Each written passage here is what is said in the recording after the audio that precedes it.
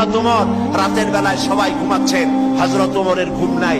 তিনি ঘুম থেকে জেগে রাত্রির বেলায় ঘুরে ঘুরে বেড়াচ্ছেন কে কি অবস্থায় আছে। ঘুরতে ঘুরতে দেখেন একটা তাঁবুর মধ্যে আলো জ্বলতেছে আর কান্নার আওয়াজ। আস্তে করে কাছে গেছেন, যে দেখেন একটা মেয়ে লোক কি জন্য রান্না করতেছে আর বাচ্চাগুলি পাশে বসে কাঁদে। তিনি ভিতরে ঢুকে বললেন, আচ্ছা মহিলা, তুমি এত রাত করে রান্না করতেছো কেন? এই বাচ্চাগুলি ক্ষুধায় কাঁদতেছে, যদি তুমি সন্ধ্যা রাত্রে রাঁধতে তাহলে তার অসুবিধা হতো না। মেয়ে লোকটি বলছে, পথিক আমি তো তোমার চিনি না, তুমি তো আমার এইভাবে শাসন করতে পারো না। এই যে বাচ্চা ছেলেমেয়েগুলি আর আমরা মদিনার লোক না, পার্শ্ববর্তী দেশ থেকে আসছি মদিনা গভর্নমেন্টের কাছ থেকে সাহায্য নেওয়ার জন্য। ভিড়ের কারণে খলিফার কাছে যাইতে পারি নাই। আমার ছেলেগুলি 2-3 দিন না খাওয়া, আর এই যে হাড়ি, ওর মধ্যে কোনো গোশত না, পানি আর পাথর দিয়ে নাড়াচাড়া করতেছি যাতে বাচ্চারা বোঝে যে গোশত রান্না করতেছি। বলেছি যে একটু অপেক্ষা করো, রান্না হইলে খাইতে পারবা। কিন্তু বাচ্চাগুলি এত ক্ষুধার্ত, কোন রকমেই তারা আমার কথা শুনতে চাচ্ছে না, কাঁদতেছে।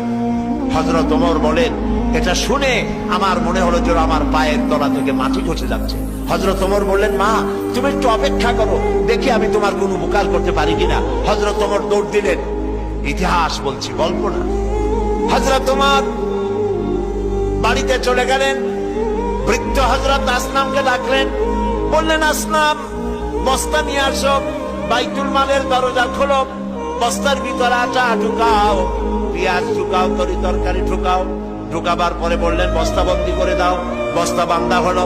হযরত ওমর বলেন, আসলাম রে, এবার এই বস্তাটা আমার মাথার উপরে উঠায়া দাও।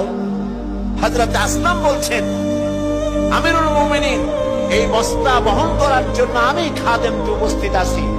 হযরত ওমর বললেন, না, আজকের এই বোঝা আমার মাথায় উঠাও, কারণ কিয়ামতে তোমাকে আসামি বানানো হবে না। যে দৃশ্য আমি দেখে এসেছি কিয়ামতের দিন, এর জন্য আল্লাহ আমাকে আসামি বানাবেন। আমার বোঝা আমার মাথায় উঠাও। আটার বস্তা মাথায় নিয়ে হযরত ওমর দৌড়তে লাগলেন।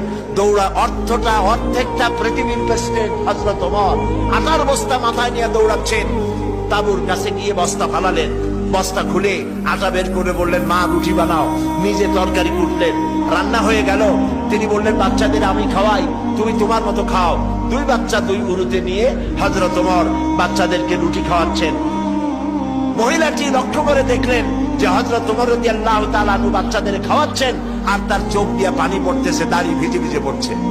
মহিলা বললেন, পথিক তুমি যে কে আমি তো তোমারে চিনি না, তবে আমার মনে হয় এই দেশের বাদশাহ ওমর না হইয়া তোমার মতো মানুষ যদি বাদশাহ হইতো তাহলে আমাদের কপাল বোধহয় আরো ভালো হইতো।